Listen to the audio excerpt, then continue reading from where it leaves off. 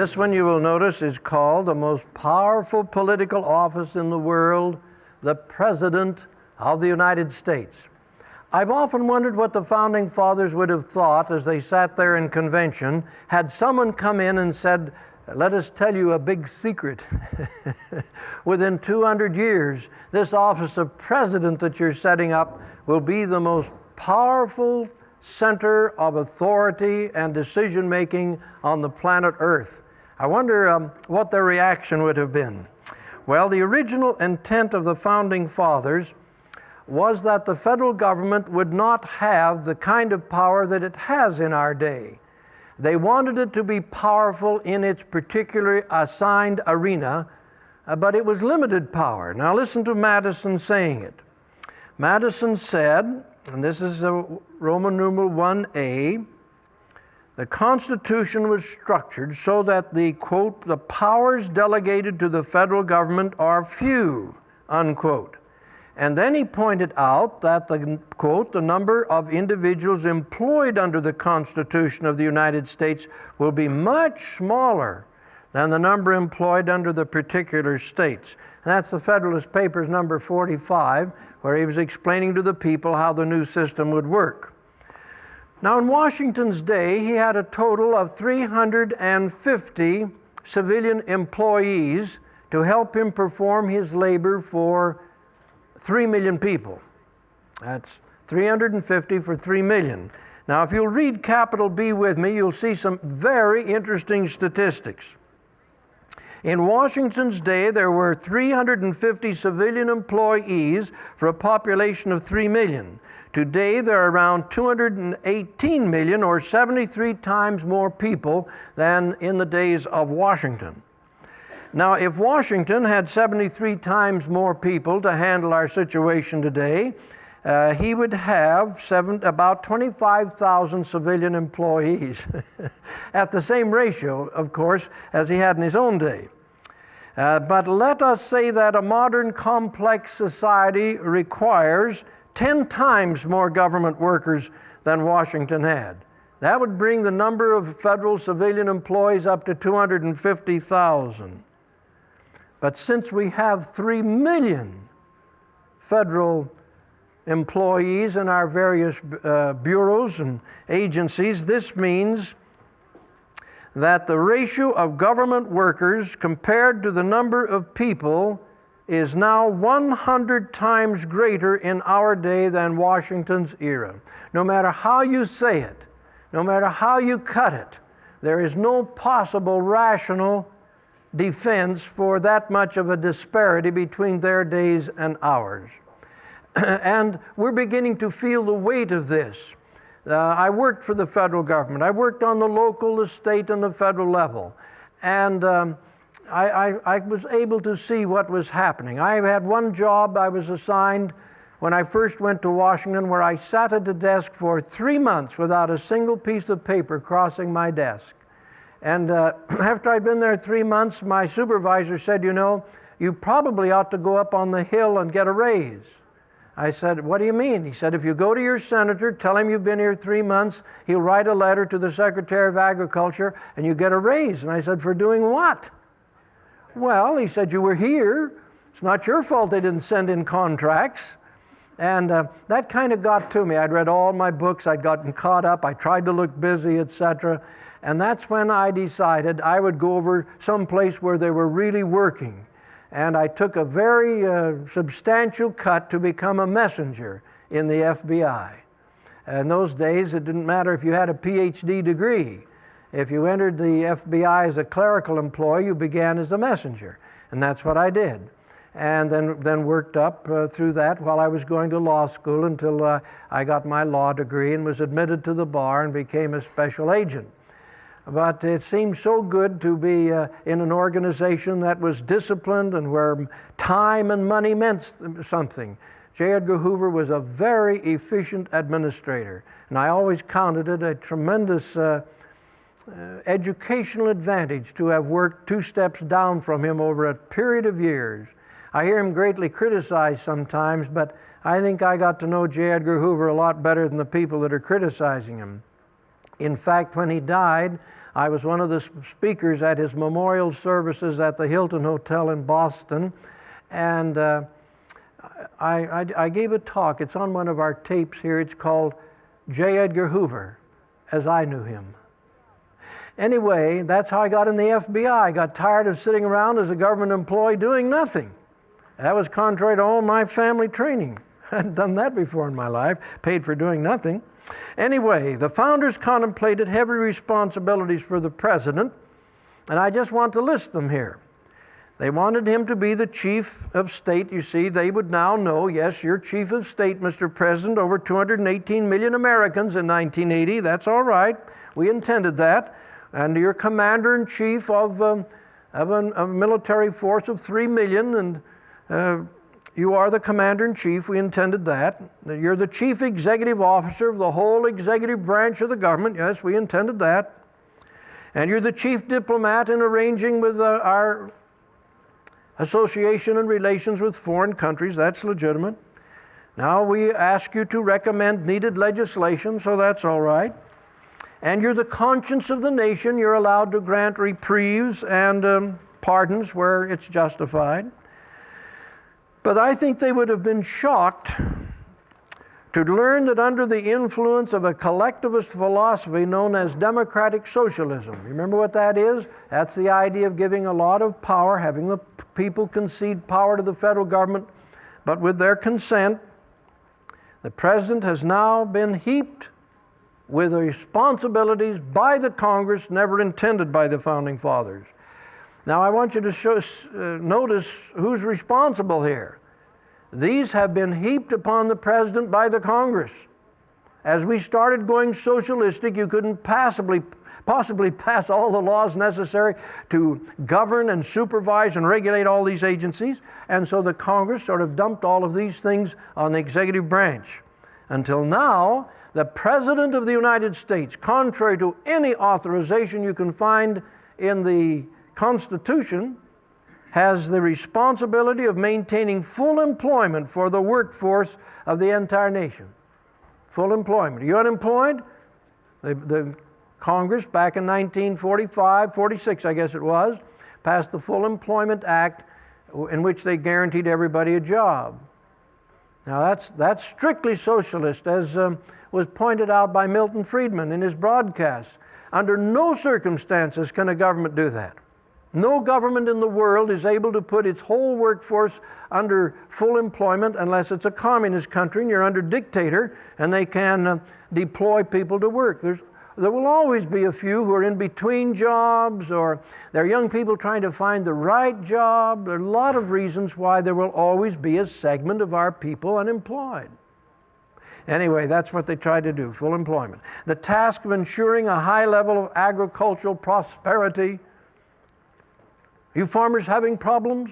It is the federal government's responsibility, and the president particularly, to see that you're taken care of. That sound like America? Number 3, the task of developing a national housing program. That's failed everywhere in the world where a central government took it over. I mentioned to you, I think earlier, in Sweden, where they have nationalized housing. Young married couples have to live with their parents or in-laws for 10 years waiting for a one-room apartment. Now, they've got enough forests in Sweden to build a house for every family in that nation. I think there are about 8 million over there, as I recall. They got these tremendous forests. I asked the people over there, since the Swedes could make, if anybody could make socialism work, it'd be the Swedes. They're so unhappy with their housing situation. I said, how long do you think it would take to get everybody a house if you just turned the people loose and let them go on their own? Oh, they said, a couple of years maybe.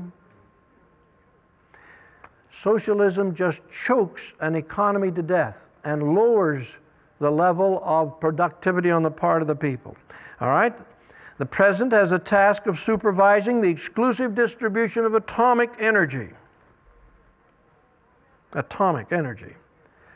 He has now the responsibility of settling all major labor management disputes. Steel, automobiles, so forth. And number 6, providing various kinds of federal relief to any victims of disaster throughout the country. He has the responsibility of administering a national welfare program for which there is absolutely no authority in the Constitution. And the Founding Fathers said if you ever go to that program, that type of program, it'll corrupt the system. Administering a national Medicare and Medicaid program.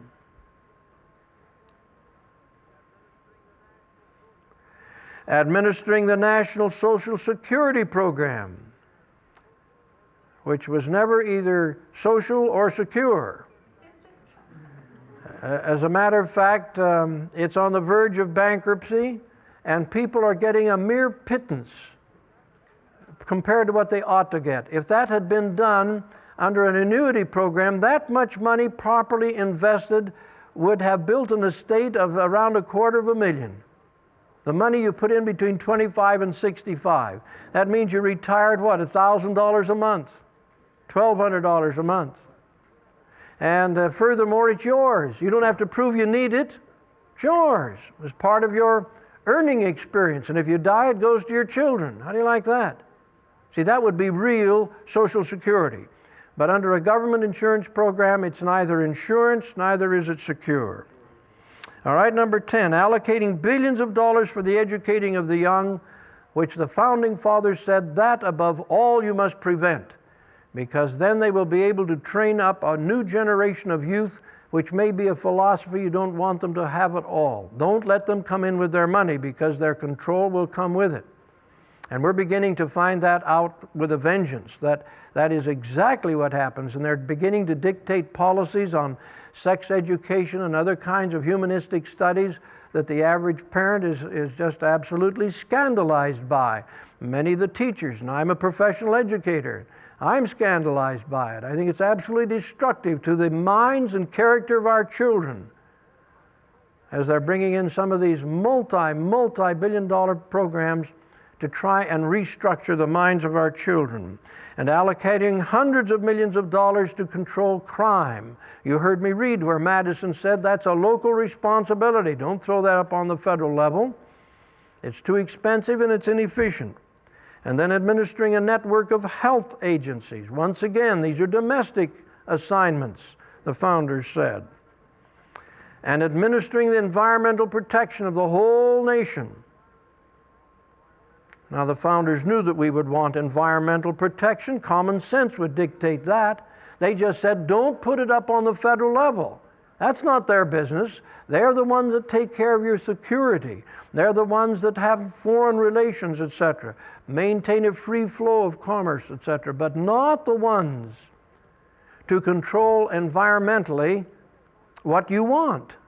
Because they don't know in Washington what we might want out in Colorado in the way of coal smoke, so that we can mine the riches out of there. We may be willing to put up with a little coal smoke to get it out, and that's our business in Colorado, or Utah, or Wyoming, or California, or Kansas, wherever you are. You try to put up a little hot dog stand now. Well, it'll cost you far more for an environmental impact study than we'll put up the hot dog stand. This isn't America. Now, we want environmental control, but keep it close to the people, like the founders said. The president has the administration over 40% of the nation's land and its resources, contrary to the provisions of the Constitution. And he is in charge now of the development and deployment of all of our energy resources. The Washington promised if we just give them our $10 or $12 billion, set up an energy department, Department of Energy, they'd solve our energy problems. They manipulated us into the worst energy crisis we've ever had in our history. And when the president gave his energy speech, I kept expecting him to say we're going to turn the industry loose so they can do something, like Adenauer did to West Germany, and develop the highest standard of living in all Europe out of bomb rubble in 8 years. That's what happens when people are free. And we'd get energy with freedom. All right? Regulating, number 16, regulating all major U.S. industries such as steel, automobile manufacturing, coal mining, oil production, metal mining. They've run it right into the ground. Those regulatory bodies have not demonstrated their efficiency or their economy. The latest studies show that that is the wrong way to go for many reasons. You'd say, well, we have to have safety in the mines, of course, but the federal government hasn't reduced accidents in the mines. And it's been terribly expensive. Private industry was making much better progress on its own with tremendous engineering breakthroughs to improve the security. In fact, some of the regulations have even led some to believe that it's increased the hazards rather than otherwise. And then the government has initiated a regional division of the country unconstitutionally, so that states don't go to their representatives anymore. They go to bureaucrats located at these regional headquarters to see what the government's orders are. That's contrary to the Constitution. And all of these have been set up without any amendment being added to the Constitution. Now, Washington said, you will have some changes, you'll need some changes, but filter it through the amendment process. A lot of things sound good in the beginning. They came along with the ERA, Equal Rights Amendment, and they said this is equal rights for women. I'm for equal rights for women. And so were the congressmen. Did we miss a little spot there? Let's see. Did I miss? Oh, yes, must have missed 17, 18. Will you go back, please? 17, monitoring all radio and TV broadcasting as the basis for issuing licenses. All right? Thank you. Appreciate you stopping me there. And number 18, monitoring the manufacturing and distribution of food and drugs, requiring special permission before any drugs can be distributed, you know. All right, now there needs to be some monitoring of some of these products and so forth. Why don't we do it, though, with an amendment? All right, now that's your capital E. Did you get that? And I was just telling you about ERA. ERA sounded excellent because we want equal rights for women. And so all the men in Congress, they just went ahead and they had a good time passing the ERA. They pushed it out to the states, and 30 states adopted it within 1 year. And then guess what happened? The women got to looking at that amendment. And didn't even mention women. And the next thing they knew, that amendment would destroy the rights that have already been set aside for them as their special protection as women, as mothers, and as workers. It absolutely wipes out all the protection that women have in carrying heavy loads upstairs and downstairs. We got a lot of laws to protect women. And it would wipe out the advantages that women have, for example, in insurance rates because they have a longer longevity. With young women, it wipes out the advantage they have in accident rates because young men have a lot more accidents than young women, it seems, in automobiles at any rate. And as a result, young men pay a much higher accident rate than women. And the ERA wipes all of that out. A housewife, for example, who's just working in the home, she can't even get Social Security unless her husband will pay double. And under ERA, if she's a housewife, she can't go down and get credit without his signature. Because today, you see, our present law provides that the husband is legally required to provide for his wife and family. And if he's working, any store will give her credit. But under ERA, that's all wiped out. She's on her own. And if she's not working and hasn't got independent income, she's in trouble. Now, the women found that out. And millions of them then began fighting the ERA. Bless their hearts. And us men, we kind of got into it too. We're kind of late. See, we thought we were doing the girls a favor. But they found out that it wasn't good. Well, that's why the founder says, put it through the amendment process. Because when it's all filtered and you've thought about it, you might decide you don't want it after all. You want something different. All right, now capital F. I've already indicated to you what Madison said, that the powers delegated by the proposed Constitution to the federal government are few and defined. The powers reserved to the several states will extend to all the objects which in the ordinary course of affairs concern the lives, liberties, and properties of the people, and the internal order, improvement, and prosperity of the states. And you'll notice that as we went down through those various items, they were practically all local and domestic in nature. And if some of them should go to the federal government, let's put it in an amendment, not do it by usurpation. All right? What disadvantages did the founders anticipate would result from the allocating of these kind of responsibilities to the federal government? They said if you put it clear up on the federal level, it will be very expensive. Far more expensive than if you kept it either in the private sector or on the local level. It's too expensive to put it up there. Number two, experience has indicated that government machinery operates at a very low level of efficiency. I don't think anybody argues about it. That's why we only turn over to the federal government what is absolutely necessary, like fighting wars. They've even been criticized for their efficiency there lately. In any event, just have them do what you absolutely have to assign to the federal government and keep everything else close to you under monitoring by the local people.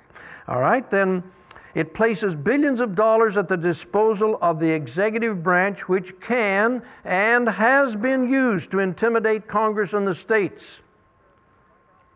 All the president's White House aides have to say is to call a senator, a congressman, and say, Senator, that $287 million we were thinking of allocating to your state, I mean, we don't like to give it to people who are not friendly to our program. See what happens?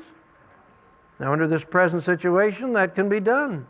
And states are told that if they don't do thus and so, you're not going to get those hundreds of millions. And that's happening on the school level, the road level, sewage disposal, and a multitude of other things. It's a form of intimidation, and it needs to be re-examined. And humanly, they said it's humanly impossible for a president to administer that many responsibilities alone. Just absolutely humanly impossible. Now, the founders structured the office of the president as chief servant of the people in the following manner. It's described in Article 2 of the Constitution, and when the founders began examining this new office that would replace their king and set up a national servant of the people, they had a number of questions to ask. Number one, how many presidents? Wasn't that interesting that Governor Randolph wanted at least 3? The New Jersey plan called for several presidents to represent various sections of the country. No, they finally decided that's not wisdom. You've got to fix responsibility. James Wilson recommended 1. Governor Randolph recommended 3. The New Jersey plan recommended several. So those are your blanks. 1, 3, and several.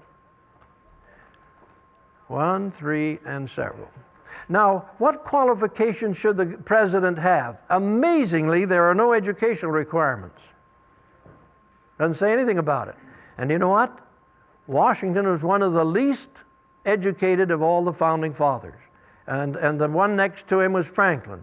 Franklin and Washington, two of the wisest men that you had, were both self-taught. And I've found among my students at the university, the ones that really shine are the ones that have learned how to teach themselves, how to read on their own without an assignment, make outlines, force their minds to be disciplined and remember. They have great promise intellectually. And no property requirements. Sometimes they thought that a person should have a lot of property so he wouldn't accept bribes. Does that make a difference? Whether they're rich or poor? No, it does not. It hasn't turned out that way, has it? All right, property. Now, who should elect the president? They assigned it to almost everybody. They had to take over 60 ballots to come up with something that they could finally agree upon. 60 ballots. All right, now is the executive power of the United States vested in the president or the executive branch of government? Tell me about that. It's in the president alone. All authority in the Constitution stops on the desk of the president. He is responsible for everything. Would it therefore be illegal for an administrative agency to conduct itself contrary to the instructions of the president? Yes, it would. It would indeed, if the president's instructions were within the law. So your first is yes and then law. Therefore, should he be able to discharge any who defy his instructions? If he's got the responsibility, should he have the power to discharge those who won't carry it out? And the answer is yes. Why is this seldom done? Because of a very strict civil service that we've set up, which was designed to overcome some abuses that were occurring, but it's gone way too far. About how many federal employees are actually discharged each year? 1 out of 10,000. It's absolutely impossible to get rid of the dead wood, the inefficient, and sometimes those who are actually insubordinate. All right? The president's term of office. They wanted Washington to serve for life, but they finally settled on 4 years for everybody else. Now, would it be better to have the president elected for 6 years and then not be able to be reelected again? You think that would be better? I think that would have been better for President Nixon, President Ford, President Carter. You think about that. Politicians have decided it's pretty wholesome to have the president have to come back. That's such a powerful job, he ought to be required to come back at least every 4 years. That seems to be the trend today. All right, now the founders considered 4 different ways to choose the president. We'll just put them down briefly. First, they thought the House and Senate should do it. That's capital. That's your first one. Let's let the House and Senate do it. No, they said you can't have separation of powers. If the president can run more than once, that mixes it all up. Well, how about the governors of the states? And they looked around at the current governors and they said, no, no, not the governors. How about popular vote of the people? And they said, no, because we'll have all kinds of people running for presidency. There was no party system. People down in Georgia won't know about the man up in Massachusetts. We'd better have each state select good, responsible men to look over the candidates in an electoral college and choose the best man. And so that's the way they finally decided to do it. Let's have electors selected by each of the states, and they can look over the candidates. And so that set up the electoral college that we'll talk a little bit more about later. Now, as all of you know, the electors are, that system isn't working exactly the way the founding fathers originally set it up. But as we proceed in the second half of Lesson 10, I'll tell you a few more interesting things about the election of the president. And so for now, we will conclude this part of our session. Thank you.